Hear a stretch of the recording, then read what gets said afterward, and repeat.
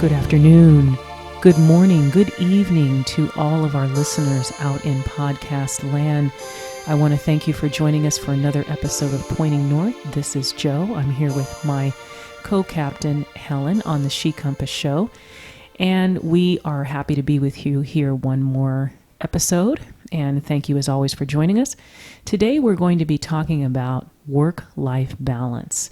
This is a topic I know that so many women are familiar with, whether we're trying to balance a career and family, whether we're heading up a corporation and we're spending hours and hours managing other people, whether we're self-employed and we're trying to manage our time with our business across platforms and trying to keep everything going.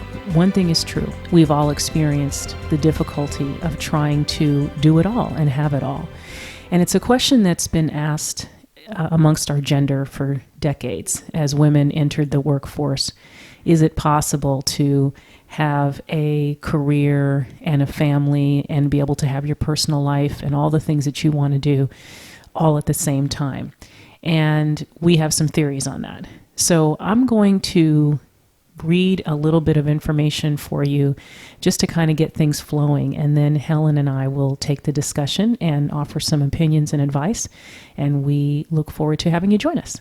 So the first article that I want to read is from a publication called Thrive Global, but it's actually an excerpt from a book called The Beautiful No, which was written by Sherry Salata. Those of you who may not know, Sherry Salata was the executive producer and I believe the co-president of Harpo Publications for the last 25 years, working very closely alongside Oprah Winfrey. And so this is an excerpt from her book, and I will share this with you. When you work from 7 a.m. to 9 p.m., most Mondays through Fridays, plus untold hours on the weekends, all while being on call 24/7, it's difficult to claim anything resembling work-life balance. I worked a lot, and when I wasn't physically at work, I was thinking about work. I don't believe in work-life balance, I said at a recent conference. In those years of go, go, go, my career was a fantastic way to spend the lion's share of my time. I had wanted to fully inhabit the high-flying, dynamic creativity, the globe-hopping excitement, the profound sense of meaning and service that came with my job. I was fulfilled by my accomplishments, and that was what I wanted. That's not to say I couldn't have taken better care of my health and made my love life a priority. I could have, but to my everlasting regret, I chose not to. In any given moment of our lives, we are deciding what matters most to us.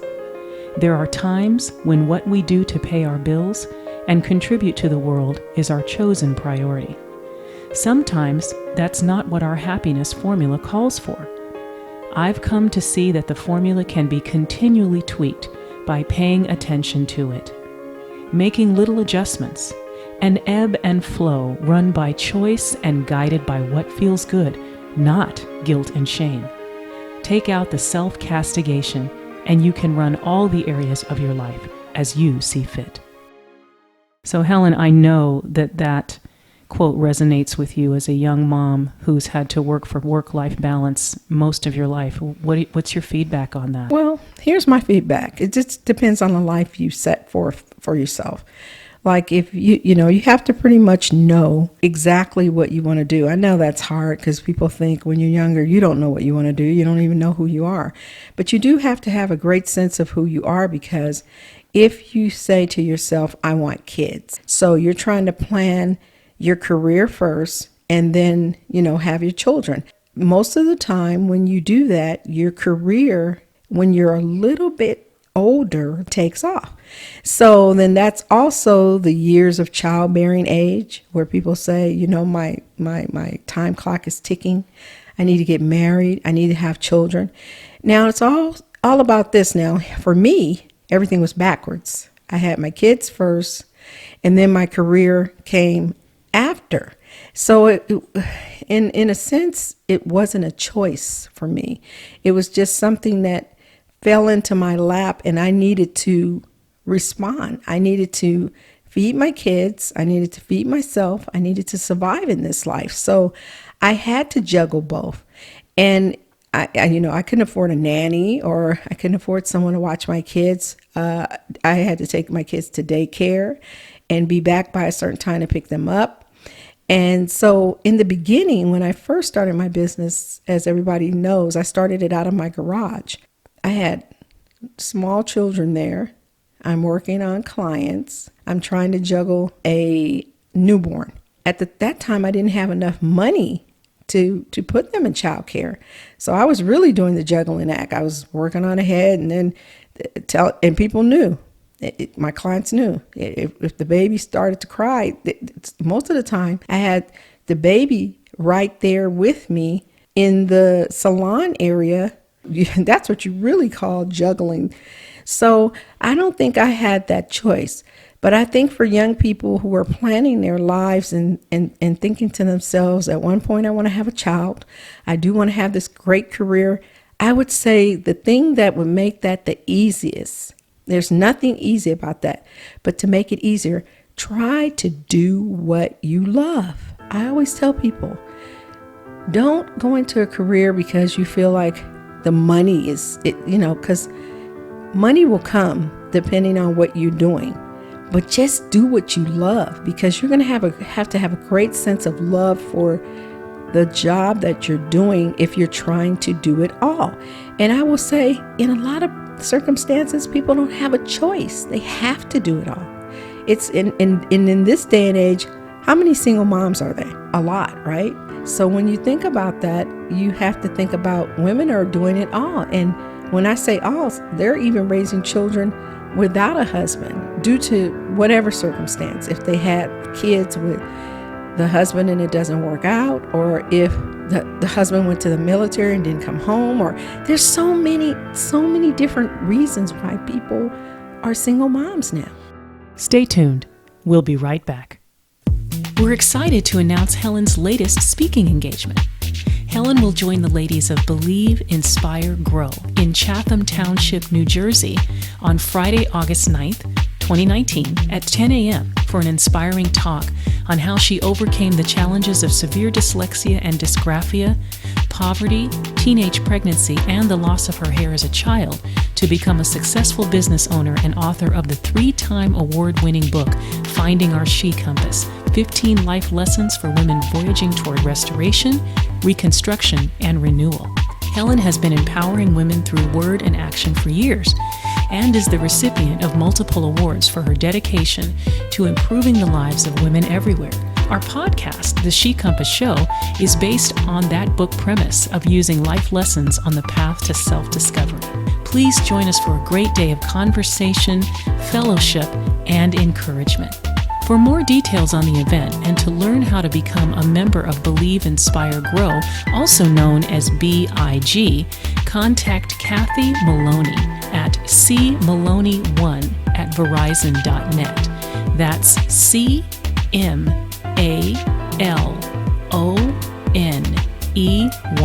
the number 1, @verizon.net. You can also visit the website at BelieveInspireGrow.com. And we'll also have links to the contact information and website for Believe, Inspire, Grow in our show notes for this episode. We look forward to seeing you there. Do you love podcasts? Then get paid to listen. The PodCoin app pays you to listen to this podcast and every podcast. It's the podcast player that pays. Just get the PodCoin app on iPhone or Android. It's free and super easy to use. You can use the PodCoin you earn to claim gift cards or donate to charity. You'll get 300 PodCoin just for signing up if you use our code SheCompass. Give it a try and enjoy your podcast listening experience. Love the She Compass Show? Then help us become a winner at the 14th Annual People's Choice Podcast Awards. Your nomination can help us keep doing what we love, encouraging women to rise to their highest potential and celebrating the bonds of sisterhood. Registration for the People's Choice Podcast Awards begins July 1st, 2019 at www.podcastawards.com. Simply register, then submit your nomination for the She Compass Show. Thank you for your support. Now, back to the show. How do you identify, though? How do you identify if you're one of the people that will have the capability to do it all? You are very strong. You said that, you basically were forced to make it work. You're right. There were lots of hours where the kids were present while you were trying to build your career, but you also had the skill set to be able to do that. For women who aren't really sure what if they're going to have the capability to be able to do that, we certainly don't want to advise that they just jump into it and they'll figure it out later, because obviously, right, we know how difficult that can be. Yeah. So there's some planning so how are you one of the people, and Sherry just referenced this in her article, that she knew she had to make some choices, and she does have some regrets, but that her career was the most important thing to her at the time. So if you're a person that's sort of falling in between that, like, oh, maybe I think I want to be a mom, but I also want to have a career, what can we tell women as they're growing into themselves and beginning to identify who they are? How do they make that decision so that they can at least lessen their regrets and hopefully have none, and so be able to make a clear choice about what's important to their future? What are the questions that we should be asking ourselves so that we can have the most power to have it all, if that's something that we want to try to achieve? Well, we have to think about our job titles and what roles we hold. Women are CEOs of companies now. They are leaders in their community. And, that's pretty much a full-time gig. Now, you have to think about, and this is what I'm saying, you have the strength at that point to think about it, because what you have to do is add into the mix. And now, a lot of the CEOs, the women that are at the top, they can have nannies. They can have people to help them with their children. So financially, they're going to probably be able to have it all if they did the job thing first, and then of course everything else comes in lineup and it moves in very slowly. They have to think: am I going to take some time away? Am I going to is this position going to be good for me with a family? Or, like I said, you have to have a plan. So I think that bringing a family into the work environment has to be planned out very strategically. I don't think it's something that you can just ignore. So I would say have a good plan. I know that sounds crazy, but it's the truth. If you're starting to think about, bringing children into your very busy work schedule where you don't even have time enough to breathe sometime, to even take a moment for yourself, think about bringing kids into that situation. So our wants are great, but our needs, we have to figure out what we need, not only what we want. So, Helen, I want to throw a couple of questions your way. There's a few things going through my mind as we talk about this. The first is that there's another article that I picked up from Slate. And this talks about, just sort of going back to your point about sort of asking what questions you have to ask yourself, and knowing that there is going to be some consideration of what things you have to give up, what questions you have to consider. But what this article is saying is that to be able to even have the opportunity to do that is a opportunity that was only available to a certain segment of the population. So this is from Slate. Yeah, let me read this, and then I would love to get your feedback on this. By 1920, for example, Black women comprised 82% of the female servants in the South. Native-born white women made up about 15%, and foreign-born whites accounted for the remaining 3%. Today, women of color and immigrants dominate the domestic worker ranks, comprising some 54% of that workforce, compared to 46% whites. And you were talking a moment ago about nannies and getting assistance and sort of all of these things that can help us have it all of these things that can help us manage our work-life balance. But this particular article, and certainly your experience as an African-American woman, and that's kind of, I think, kind of what you were alluding to in the beginning, where you said I had to do it. This was the situation that I was in.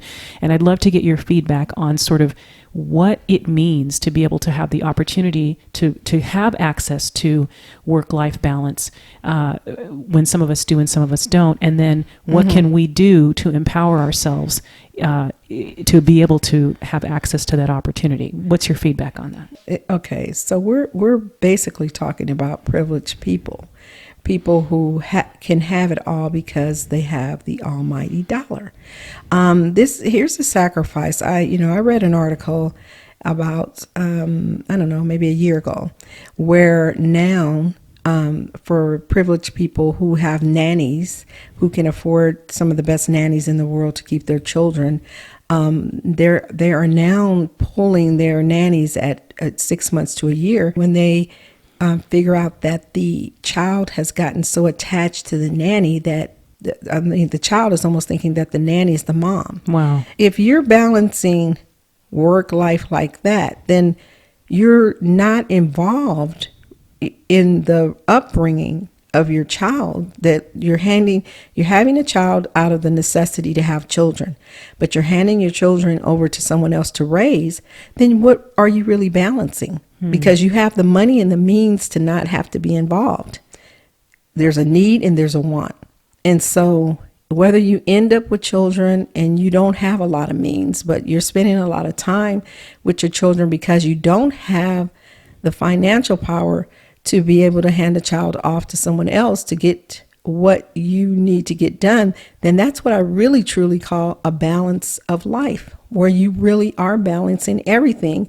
And you have to admit to yourself if you can really take it. That is a really, really good point, because what you're saying is, if you're a person who has the means, across racial lines, Yes. we're talking about economic lines. If you're a person that has the means to do that, there is some trade-off. And we've seen people of means talk about this all the time, that they don't have the availability to their children that they would like. And yet women who do not have the means, just like you explained in the beginning, we're the ones spending all the time and energy with our children. But we're trying to juggle the financial situation at the same time. So. Right. And then when the child gets older, if, whatever the relationship with the child is, because I've seen a lot of this in the business that I do, where they have children who they call their nanny mom and they call their mom. And so or then I have, women that come in and say that their mom never really had, they gave them a lot of money, they gave them a lot of stuff, but they didn't get the time. So like I said, how important is it to you? Now, if you're, like I said, in that job title where you're working really hard and then you decide it's time to have children because that's something that you want, then you're really going to do that juggling act, or you're not, depending on how much financial power you have. I really think it's about finance. But I also think it's about soul searching too. Yeah. It's about, just like the point that you brought up earlier, it's a question of what you are needing to know that you're going to have to sacrifice in order to get what you want. Just like Sherry Salata said in the article, her work was so important to her. It gave her joy. It allowed her to impact other people's lives. She never... Does she have children? She does not have children. Okay. And that's and she's also had said in the article that she sacrificed some of her romantic relationships as well. I don't believe she has a romantic partner at this time. So, it's all about what you're willing to give up. That's why I said you have to have a plan. If that's where you want to be, and if that's what's going to make you feel and fulfill your life, hey, so be it. A lot of women don't have children, and they don't regret it either. And I think that right there, what you just said, is exactly the issue. And that's why we're always driving home to women to do so much soul searching about their life in whatever capacity that is, and whatever choices they have to make 100% sure that the choices that they make are aligned with who they are, because that's how you limit regret in anything that you do. We all have different paths that we have to take. We all have different choices that we have to take. Some of us are in situations that we're not necessarily excited about, and we're working really hard to try to get our life on the track that we need to get.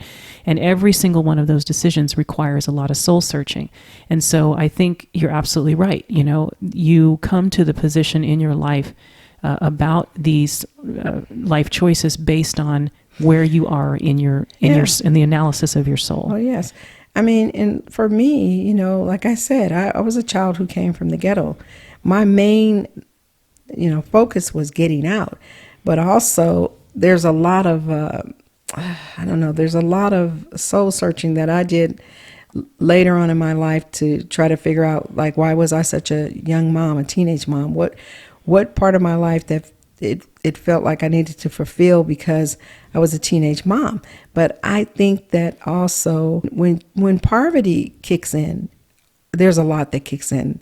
There's a lot of bitterness from the child. There's a lot of heartache from watching what goes on. And there's a lot of, why me? Because when you're born into something, and this is another thing, a lot of people are born into money. That's so right. If they're born into money, just like they're born into poverty. Yeah, just like poverty. It's someone's waking up in the ghetto and someone's waking up in a mansion That's somewhere right. saying, boy, am I lucky. When you're trying to grow up in a community that you don't feel a part of, that's rough. I don't think it's fair to any child. I think that we all need to make better decisions. Even me, I always say as a teenage mom, I would never tell anybody that that's a good thing to be as a teenage mom, because the chair I sit in right now is the chair that I struggled. It was do or die for me. So I was either going to die doing it or I was going to do it. So it was that kind of push in you. It doesn't live in everybody. And I think that what happens is that some people just get crushed beneath their own foundation. It's all about your start and where you have to start from. And then it's all about if you have the drive to move from that starting place to another place. And that's why I say you have to have a plan. I wanted my kids to grow up where people were not shooting through your window and you're walking outside in fear of your life. I just thought that it's not fair for anybody to have that kind of a life. And even for the people who have a lot of money and they have people to raise their kids, a lot of them I see too have a lot of problem with that later, because when the kid is doing different things and you don't really even know your own child because you're not around them all the time, that's a problem too. And then to further that point, I think the other issue is, once you've sort of released yourself from the economic background with which you were born, whether you're a person that you have that has, that comes from a situation of a strong economic background and can make those decisions, or you're a person that comes from a weak economic background. Once you, like you said, once you sort of leave your home behind you, that's when you sort of have to start asking yourselves what kinds of questions about your life are important. And so I think if you're a person that has put your emphasis on one or the other, or trying to balance the two, like you said, having a plan is going to make all the difference, because the more you think through that plan, the more questions you ask yourself, you start to identify whether or not this is something that you want to do. And right. As you know, for me, I am a lot like Sherry. You and I are both a lot like in our drive for work, for getting work done and achieving things. But I'm a lot like her in the fact that those were the things that I put to the side very, very early in life, because I knew that the kind of time and energy I wanted to devote to my career would not allow me to become a parent. And as I got older and moved further away from it, now it's really just the thing that's right for me. Yeah, but here's the thing. You don't have any regrets. No, I don't. And because you made a decision early on that was the top of the food chain for you. That's where you wanted to be, and you were comfortable with that. And that's why I said people need to learn where they're going to be comfortable. If you're going to look back at something and go, oh my God, I don't have any kids. I should have had kids. In the back of my mind, I really just wanted to have kids. Then that's pretty messed up. You have to, and that's when you're either going to do that juggling act and you're going to go ahead and you're going to endure everything that it takes to be a good parent and everything that it takes to have a career. And that's not easy. That's a very hard thing to do. I did it, and it was very hard. And, I wouldn't wish it on anybody if that's not what you're made of. And even being that I thought that that's what I was made of, I found different circumstances where it wasn't. But I had to grow because I was just a kid. And so as I was growing into my womanhood, I used to always make a statement to my kids and say, boy, you guys are lucky I was young and dumb when I did that, because you would have never made it here. That's my favorite statement. Every time you say that, it makes me crack up. Right. It's true. But it's so true, because once I got involved in my career, it was like, what I really am is a career woman.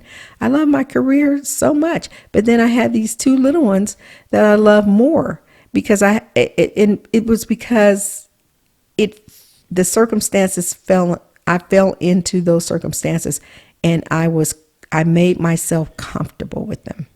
I knew I had to work hard on both ends, and I did it. It was a juggling act, like I said, but you can't walk away. You can't, just say, hey, I give up. There's no options. So when there's no options, what do? You have to show up, and you have to show out. When I look across the board and I look at so many women's lives who don't have children, I see women who say they regret it. I see women who say that was the best thing that they ever did. And, I see young mothers who are, rising up and doing their thing with their kids and doing their career. So I think it's an individual thing. You have to know what it is for you.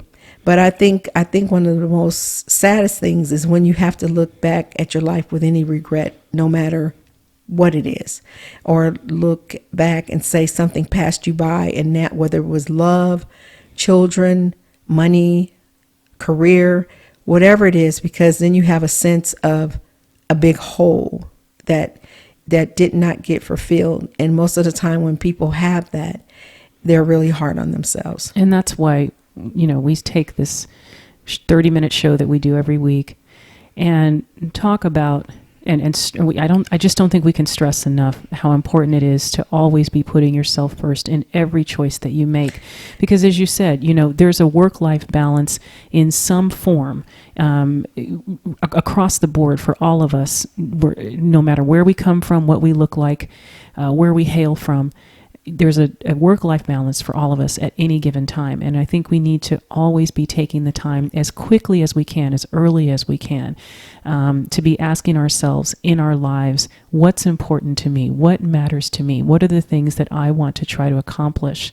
And then can do everything we can do to work toward those goals. And that is, I agree with you, Helen, how you minimize regret, because we're going to have some regrets, but all of us, but no matter what. But we can certainly minimize those by putting ourselves first in every case. And I tell people that all the time. I say, look, you have to love yourself first.